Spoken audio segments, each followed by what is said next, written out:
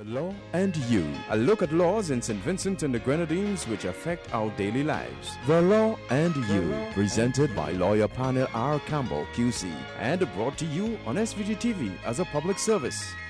Ladies and gentlemen, brothers and sisters, boys and girls, welcome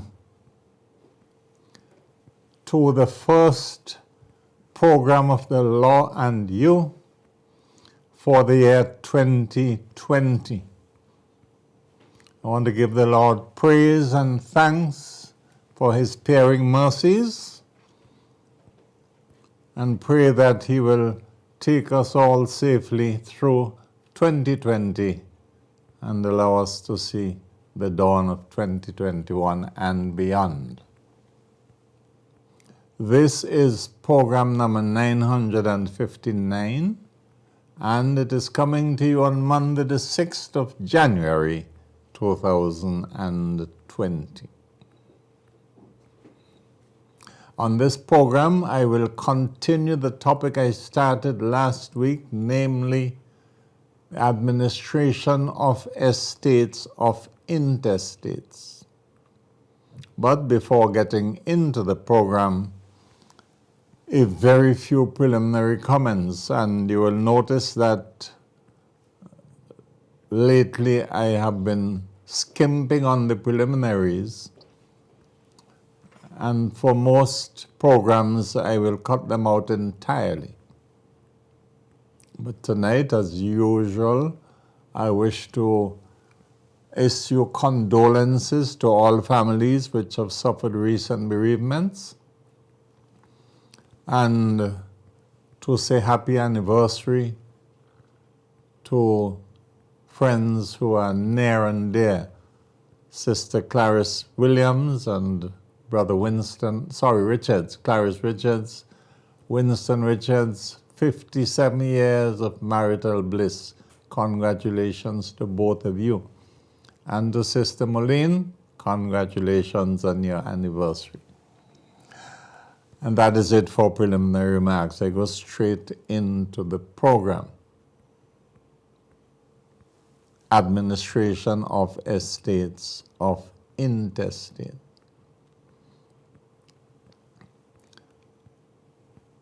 Judging by some feedback I received from the program, I need to emphasize one point which I made in the last program, and indeed a point which I have been making for a long time.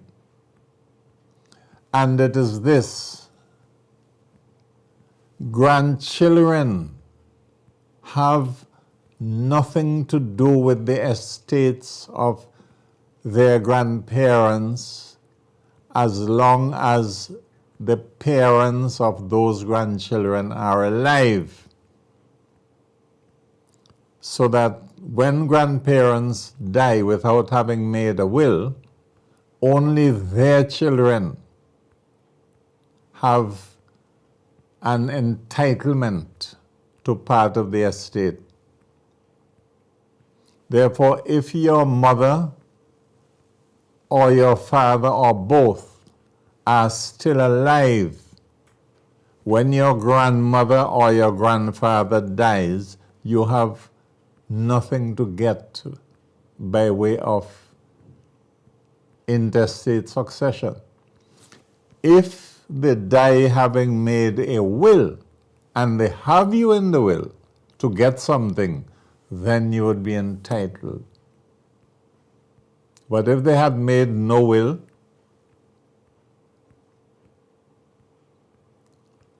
you have no right to fuss and make noise and to find out what you're getting from the estate of your grandmother or your grandfather.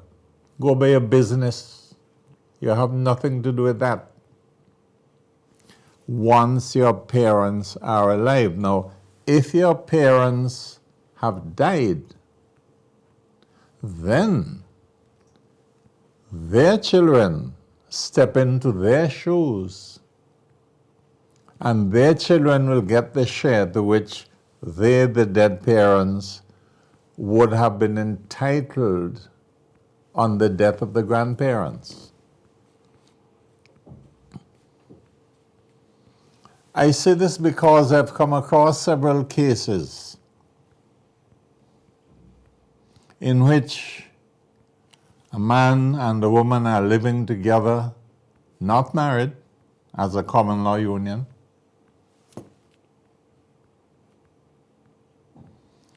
Then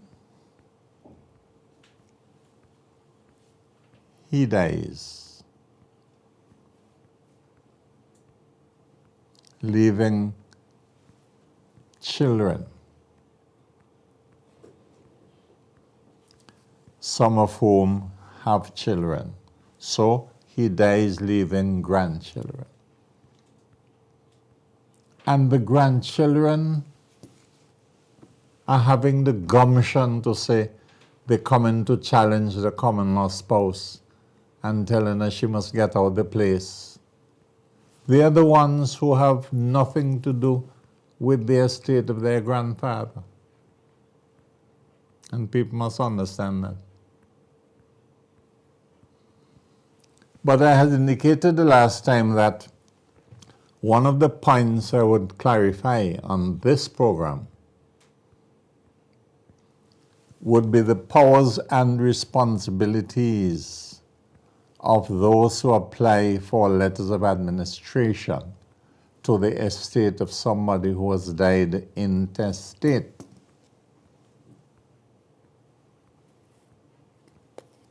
In the eyes of the law, if you die intestate leaving a lot of children, then up to 4 of them can apply together jointly for letters of administration to your estate, no more than 4. Usually, it's 2 who apply. It is not really wise for one person to apply for a grant of letters of administration if there are several children who are entitled to share up the estate. What frequently happens, unfortunately, but it happens very frequently, a person goes to a lawyer on the death of a parent, presents a case, tells the lawyer that the person died leaving so-and-so children, and asking the lawyer to fix up papers for them to apply for letter of administration. And these days, the law has changed. You have to go to the registry with plenty money these days if you're going to apply for grant of letter of administration. Yeah. Long time you could have just apply and put stamps on the documents. Now you better walk with your bank book. Anyway,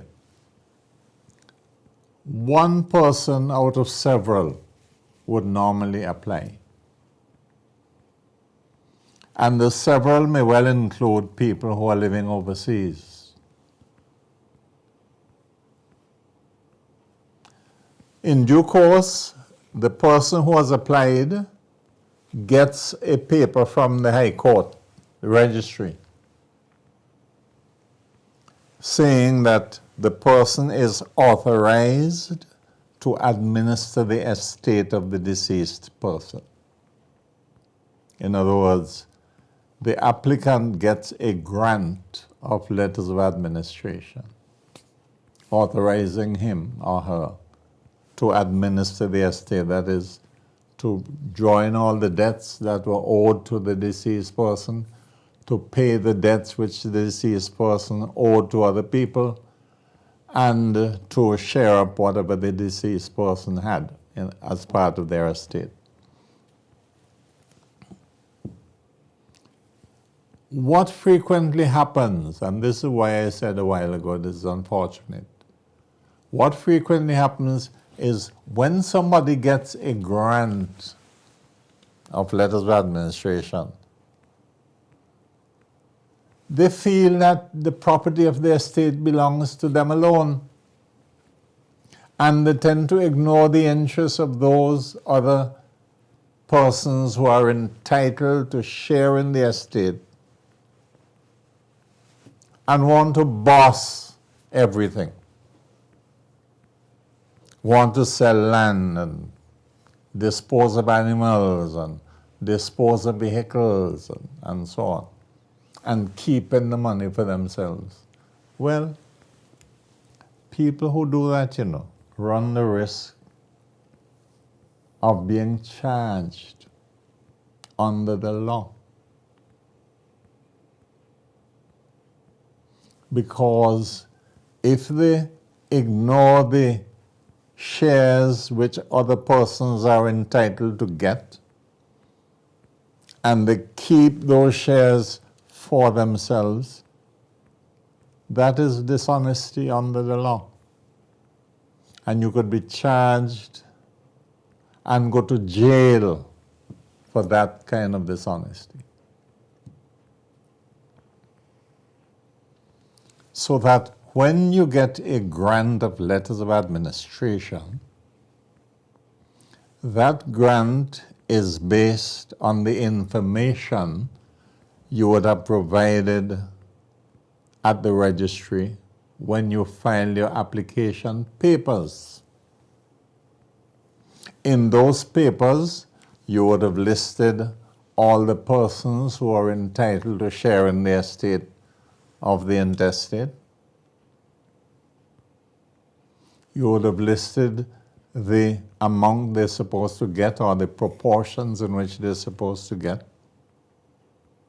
And you would have signed an administration bond guaranteeing that you would administer the estate of the deceased person according to law.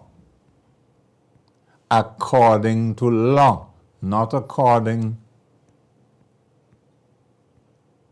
to you.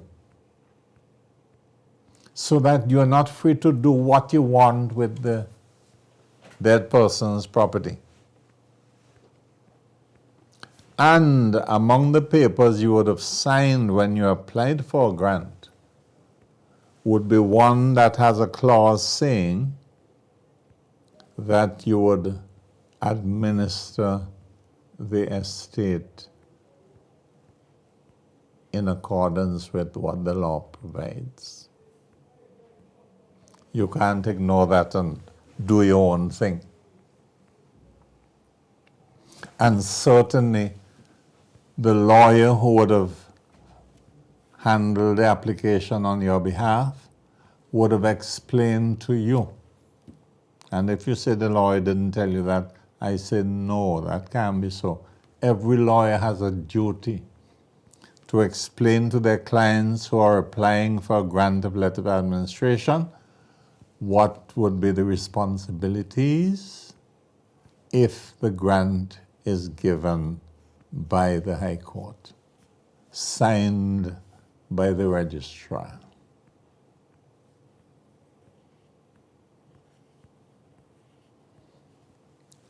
So that the powers given to an administrator or administratrix, which is the feminine of the term administrator, are limited by the law.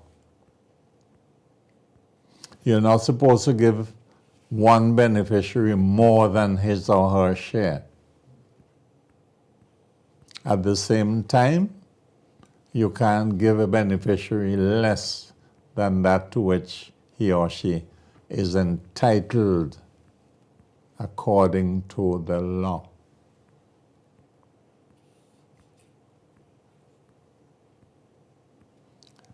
And you're not entitled to say, well, I had all the running up and down. I had to go to lawyer's office. I had to go to the courthouse to sign documents. I had to go and arrange valuation for property and all that sort of thing. And I want a little more than what should be my share. No, no, no. If you want a little more, you have to have a meeting with the other beneficiaries.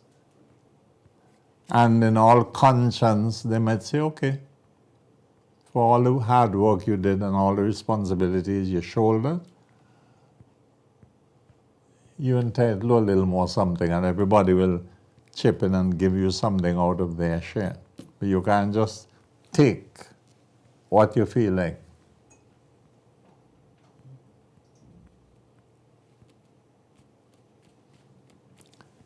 That document I mentioned a while ago, the administration bond. When you're applying for a grant of letters of administration, you have to get at least 2 other persons called sureties to sign to guarantee the faithful performance by you of your duties if you get a grant of letters of administration. And if you play the fool and you mess up and you take more than you're entitled to, the persons who signed that administration bond as your sureties would be liable in the eyes of the law to make good that which you improperly, fraudulently, wrongfully, worthlessly took that you know didn't belong to you.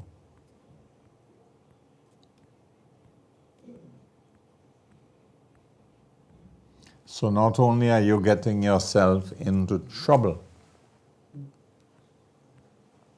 you are jeopardizing the persons who, in good faith, agreed to sign the administration bond to guarantee the faithful performance by you of your duties as administrator.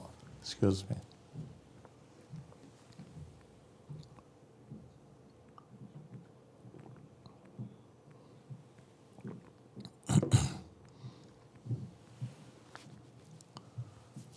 There is a term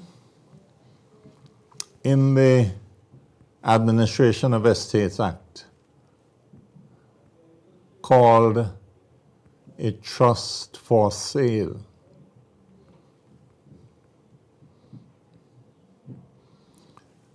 That really means that where the estate consists of lands or partly of lands, including lands with buildings, when a grant is obtained by the courthouse, that grant is really an authority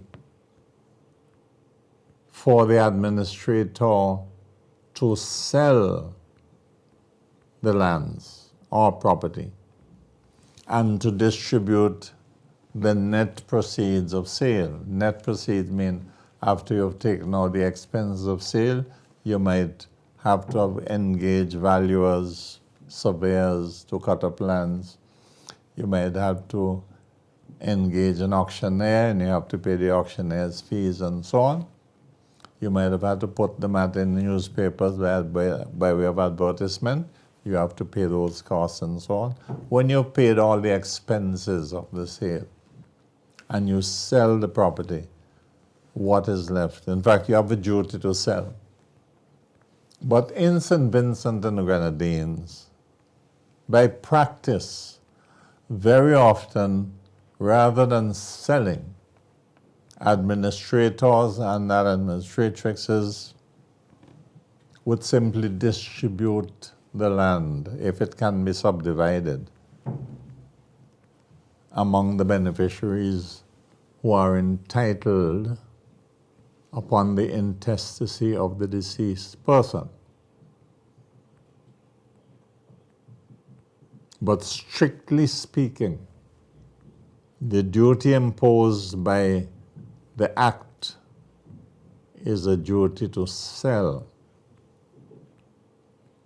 all the property which comprises the estate of the deceased person, to pay the debts and other obligations of the deceased person, and to distribute the net proceeds. So I come back to the point. Where there are very many beneficiaries, it is normally a better course of action for at least two of them to join in an application for a grant of letters of administration.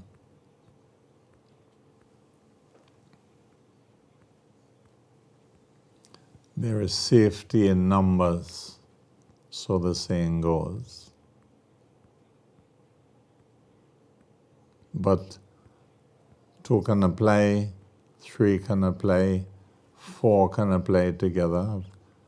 Can't recall coming across a case in which 4 persons applied. Seldom 3. It is usually 2 persons who applied, or 1 person.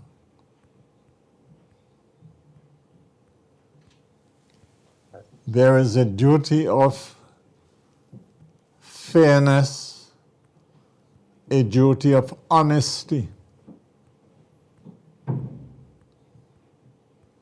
And the court can always compel you to come and give an account of your stewardship.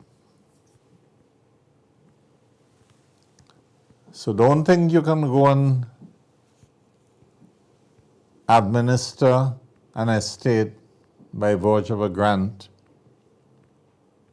get in lots of money, and do what you want with the money. Use it as if it is yours. The court has the right to call upon you to say, produce accounts, and let the court see exactly how you spend the money you raise. Let us see, first of all, how you raise the money in the estate of the deceased person, and let us see how you spend the money. And if you are found involved in any dishonesty, any underhand dealings, any improper conduct, you can find yourself in trouble. Final point I would make is this. Lawyers are sitting in their offices, quaintly called chambers. Clients come to see them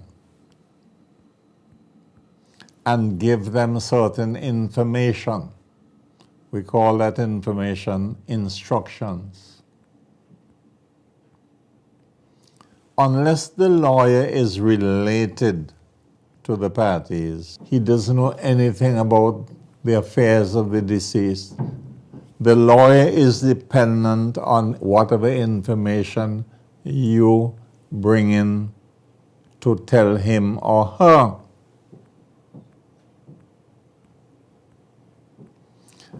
So that if you bring in false information to the lawyer deliberately, concealing things which you know full well you ought to disclose, when the lawyer prepares the various papers, the lawyer will base his preparation on the information you have given to him or her.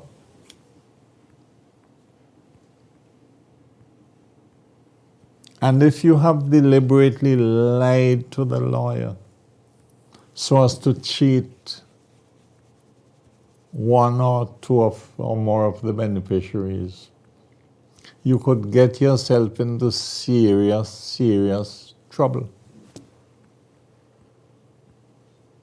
A couple of years ago, I had a program, the title on this program, The Law and You, the title was called Tell Your Lawyer the Truth. And that holds good whatever area of law you take to a lawyer to seek advice. Because the lawyer is dependent firstly on whatever information you give, and secondly on what his resources or his researchers, disclose, his or her. But this practice of lying to lawyers, for example, your father dies. You go to the lawyer and say you want to administrate for your father's estate. One of the first questions the lawyer will ask you, was your father married at the date of his death? No, he wasn't married. Did he have children? Yes, I'm one. And how many other children he have? Oh, he had 3. When you know full well your father had many more than 3 children. That is fraudulent behavior.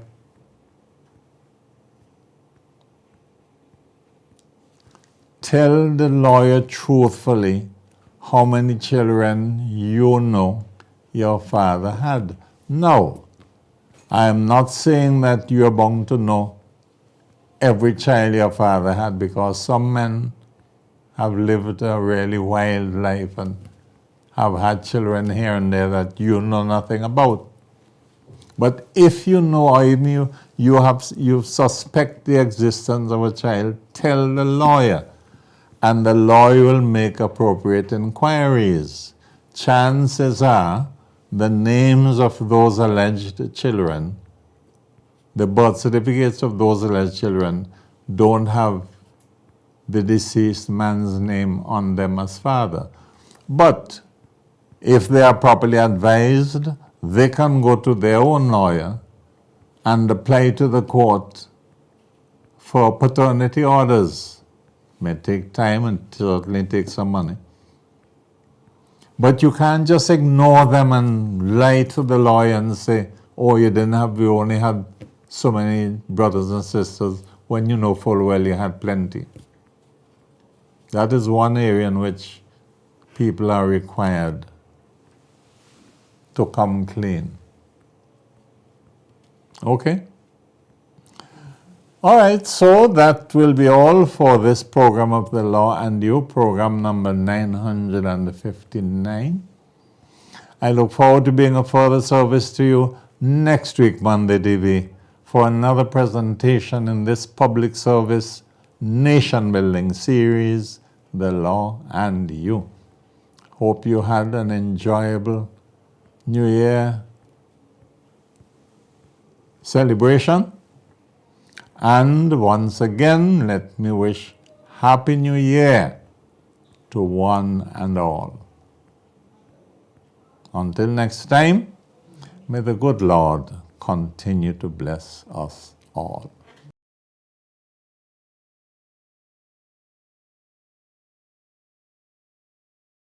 The Law and You, a look at laws in St. Vincent and the Grenadines which affect our daily lives. The Law and You, presented by lawyer panel P.R Campbell QC and brought to you on SVG-TV as a public service.